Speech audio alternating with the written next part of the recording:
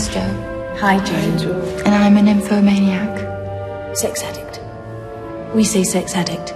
Well, it's not an easy film. It challenges you. You're not an ordinary film where you can say, I liked it, thumbs up, thumbs down. No way. As an audience, you have a tough time.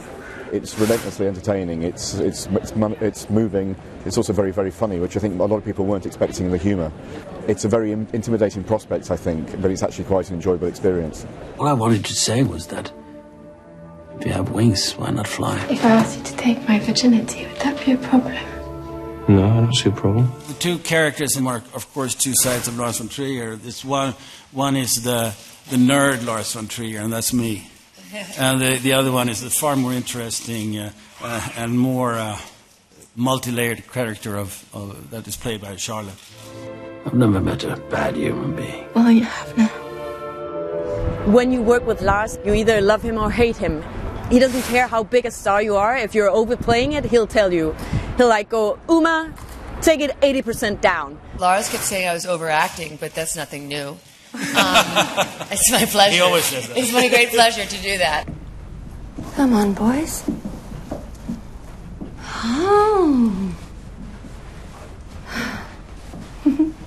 So this is where it all happened. There isn't really that much sex in the film, it's just because you don't see it very often. It seems as if there is more sex, but just because it's quite jarring when you see real, unsimulated acts of sex on a big screen. You could see this movie as a kind of a plea for female sexuality.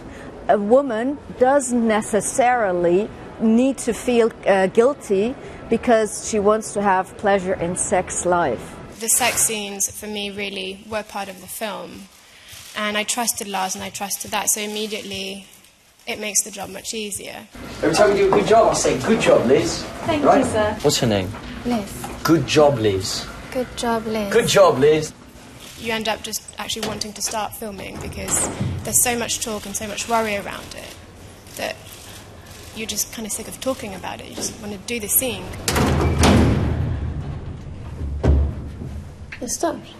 It's not really realism we're dealing with, because all Lars films are fairy tales in a way, and you have to adapt to his universe.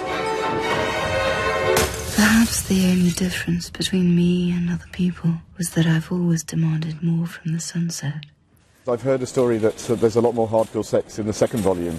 It may just be that he's trying to sort of lull us into a false sense of security with volume 1, because people are coming away thinking, oh, it's not that explicit, it's not that hardcore. So maybe he's lined up some hardcore shots for the second film to test our limits, basically.